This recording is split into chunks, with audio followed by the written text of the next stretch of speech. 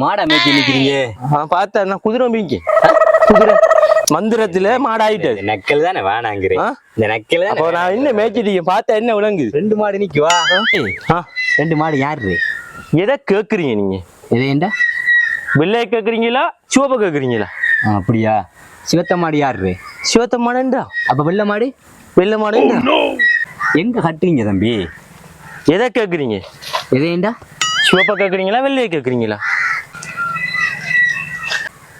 அப்படியா? வெள்ளை மாட்டை எங்க கட்டுவீங்க? வெள்ளை மாட்டை காலைக்கெல்லாம் கட்டுவோம்.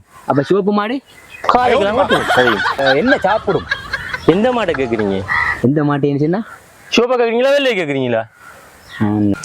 அதாவது சிவப்பு மாடு என்ன சாப்பிடும்? சிவப்பு மாடு புல்லு தின்னு. அப்ப வெள்ளை மாடு? வெள்ளை மாடும் புல்லு தான் தின்னு.